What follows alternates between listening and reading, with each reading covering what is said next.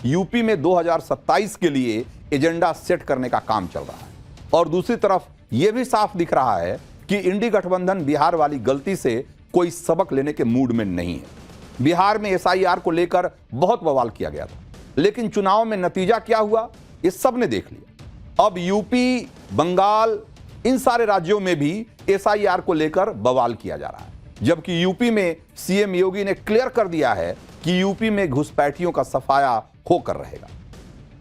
CM योगी ने UP के सभी जिलों के लिए सख्त फरमान जारी कर दिया है, जिसके तहत यूपी के सभी 75 जिलों में प्रशासन को बांग्लादेशी और रोहिंग्या घुसपैठियों की पहचान करनी होगी और नियमों के मुताबिक घुसपैठियों पर एक्शन शुरू करना होगा। घुसपैठियों को रोकने के लिए हर जिले में अस्थायी डिटेंशन सेंटर बनाने के लिए निर्देश दे दिए गए।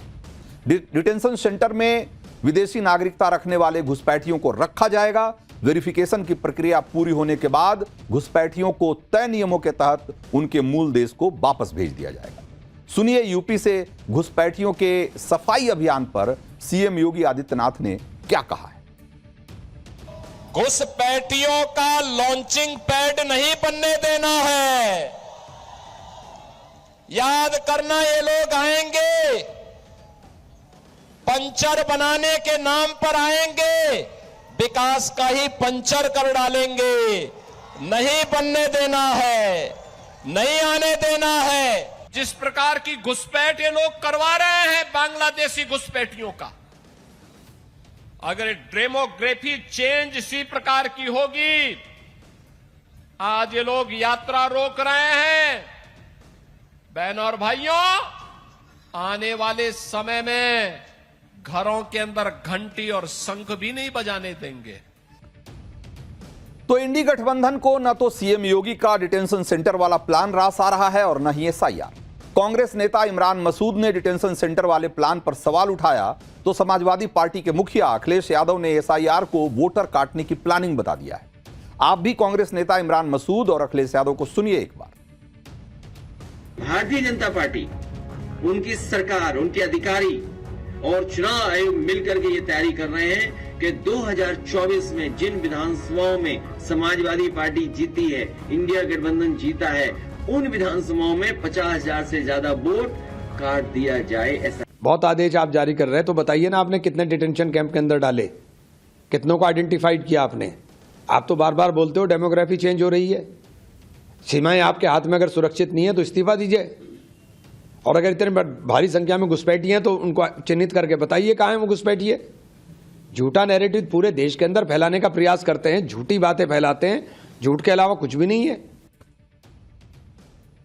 तो यूपी में बीजेपी को जीत की हैट्रिक लगाने की पूरी उम्मीद है, लेकिन बंगाल को बीजेपी सबसे मुश्किल चुनौती मान रही है। इसीलिए खुद पीएम मोदी और अमित शाह की जोड़ी बंगाल में बीजेपी को मजबूत करने के लिए मोर्चा संभालने की तैयारी कर चुके हैं। बीजेपी सूत्रों के मुताबिक पीएम मोदी और अमित शाह दिसंबर से बंगाल के ताबड़तोड़ दौरे करेंगे और ऐसी भी खबरें हैं कि 13 से 14 दिसंबर को पीएम मोदी हुगली जिले के आरामबाग में रैली कर सकते हैं। जिस तरह से बीजेपी ने बंगाल में सीएम ममता बनर्जी के किले में सेंध लगाने के लिए चक्रव्यूह तैयार करना शुरू कर दिया है, उससे टीएमसी के खेमे में घबराहट दिखने लगी है। बंगाल में टीएमसी को मुस्लिम वोट बैंक पर भी खतरा मंडराता हुआ नजर आ रहा है।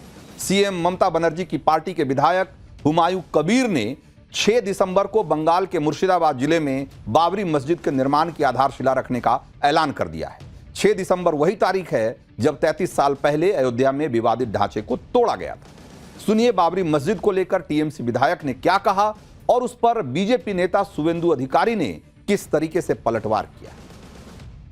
बाबरी मस्जिद 6 दिसंबर 2025 शनिवार वहाँ भित्ति स्थापन हो, 3 साल लगेगा वह खड़ा होने के लिए, तैयार होने के लिए।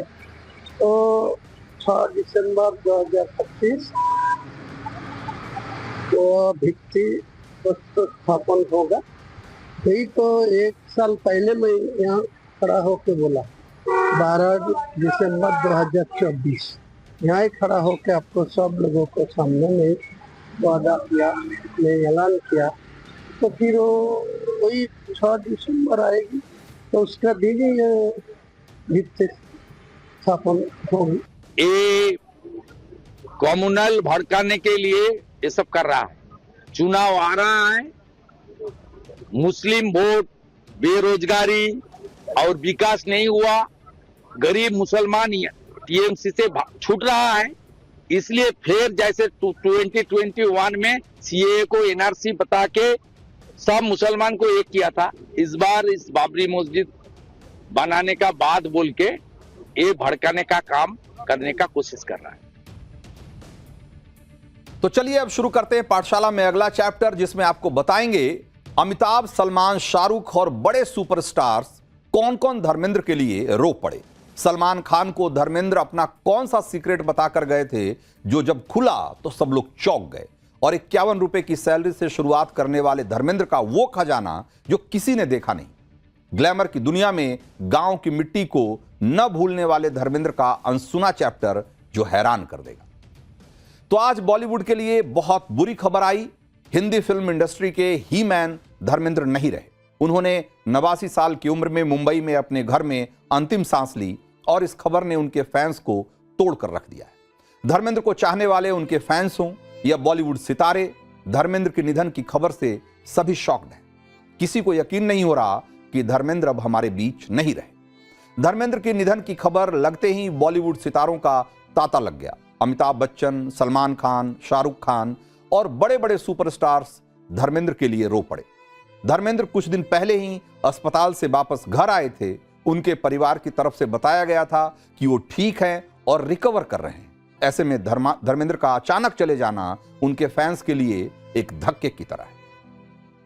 धर्मेंद्र के निधन पर राष्ट्रपति और पीएम मोदी ने क्या कहा, धर्मेंद्र के स्ट्रगल को आज किसने किसने कैसे कैसे याद किया, और धर्मेंद्र अपने पीछे क्या क्या छोड़ गए हैं। धर्मेंद्र के अनसुने किस्सों का चैप्टर शुरू होने से पहले उनकी कुछ यादगार तस्वीरें देखी। तो 6 दशक, 300 से ज्यादा फिल्में, सैकड़ों अवार्ड और करोड़ों फैंस का प्यार। 89 साल के धर्मेंद्र जब इस दुनिया से गए तो पूरा देश रो पड़ा। ऐसा लगा जैसे भारतीय सिनेमा में एक युग का अंत हो गया। वो एक जबरदस्त एक्टर थे जो अपने हर रोल में चार्म और गहराई लाते थे। उनके अलावा धर्मेंद्र अपनी जिंदा दिली और दरिया दिली के लिए भी बहुत मशहूर थे। आज जब खबर आई कि धर्मेंद्र की तबीयत नाजुक है, विले पार्ले शमशान घाट पर हलचल तेज हो गई है, तो दुआओं का दौर शुरू हो गया। धर्मेंद्र पिछले दिनों अस्पताल में एडमिट हुए थे, जिसके बाद उन्हें 12 नवंबर को डिस्चार्ज कर दिया गया था। तब से उनका इलाज घर पे ही चल रहा था। परिवार ने अपडेट दिया था कि वो रिकवर हो रहे हैं, लेकिन आज जब धर्मेंद्र के घर के बाहर एम्बुलेंस नजर आई और जब उनकी बेटी ईशा देओल को विले पार्ले शमशान घाट पर देखा गया तो हर कोई परेशान हो गया। और इसी के बाद धर्मेंद्र के घर के बाहर भी सिक्योरिटी बढ़ा दी गई। इस बीच कंफर्म खबर आ गई कि धर्मेंद्र का निधन हो गया है।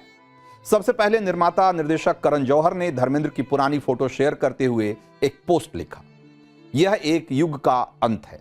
यह बहुत बड़ा मेगा स्टार, वो इंडियन सिनेमा के एक असली लीजेंड हैं और हमेशा रहेंगे। वे सिनेमा के इतिहास के पन्नों में परिभाषित और समृद्ध रूप से मौजूद रहेंगे, लेकिन सबसे ज्यादा वो सबसे अच्छे इंसान थे। धर्मेंद्र के निधन के बाद उनके पार्थिव शरीर को विले पार्ले के शमशान घाट लाया गया, और जिस एम्बुलेंस में धर्मेंद्र का पार्थिव शरीर था उसके ठीक पीछे उनके बेटे सनी देओल भी थे। इसके बाद सबसे पहले शमशान घाट पर धर्मेंद्र की पत्नी हेमा मालिनी पहुंची। इस वक्त तक पूरे बॉलीवुड में धर्मेंद्र के निधन की खबर एक तरीके से फैल चुकी थी, और धर्मेंद्र के अंतिम संस्कार में शामिल होने के लिए सबसे पहले अमिताभ बच्चन पहुंचे। उनके साथ अभिषेक बच्चन भी थे। इसके बाद विले पार्ले शमशान घाट में धर्मेंद्र के अंतिम दर्शन के लिए बॉलीवुड सेलिब्रिटीज का तांता लग गया। सलमान खान, आमिर खान, शाहरुख खान, अक्षय कुमार, अनिल कपूर और संजय दत्त को धर्मेंद्र को आखिरी विदाई देने के लिए वहां पहुंचते हुए देखा गया। धर्मेंद्र के निधन की खबर कंफर्म होने के बाद देश भर में उन्हें श्रद्धांजलि दी गई। राष्ट्रपति द्रौपदी मुर्मू, प्रधानमंत्री नरेंद्र मोदी, राहुल गांधी, सभी ने धर्मेंद्र के निधन पर शोक जताया। पीएम मोदी ने कहा कि धर्मेंद्र जी का निधन भारतीय सिनेमा के एक युग का अंत है। वो एक प्रतिष्ठित फिल्मी हस्ती, एक अद्भुत अभिनेता थे जिन्होंने अपनी हर भूमिका में आकर्षण और गहराई भर दी। जिस तरह से उन्होंने विविध भूमिकाएं निभाई, उससे अनगिनत लोगों के दिलों को छुआ। धर्मेंद्र जी अपनी सादगी, विनम्रता और गर्मजोशी के लिए भी समान रूप से प्रशंसित थे। कांग्रेस नेता राहुल गांधी ने धर्मेंद्र के निधन पर दुख जताते हुए कहा कि महान अभिनेता धर्मेंद्र जी के निधन का समाचार अत्यंत दुखद है और भारतीय कला जगत के लिए अपूरणीय क्षति है। सिनेमा में लगभग 7 दशकों से उनके अद्वितीय योगदान को हमेशा सम्मान और मोहब्बत के साथ याद रखा जाएगा। अनुपम खेर भी धर्मेंद्र की फैमिली के बेहद करीब हैं और आज जब धर्मेंद्र के निधन की खबर आई तो वो फ्लाइट में थे। अनुपम खेर ने धर्मेंद्र को लेकर क्या कहा,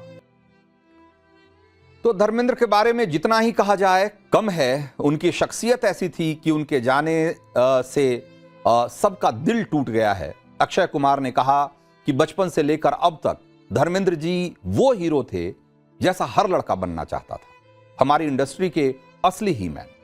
पीढ़ियों को प्रेरित करने के लिए धन्यवाद। अजय देवगन ने कहा, धर्म जी के जाने की खबर ने दिल तोड़ दिया है। उनकी गर्मजोशी, उदारता और मौजूदगी ने कलाकारों की पीढ़ियों को रास्ता दिखाया है।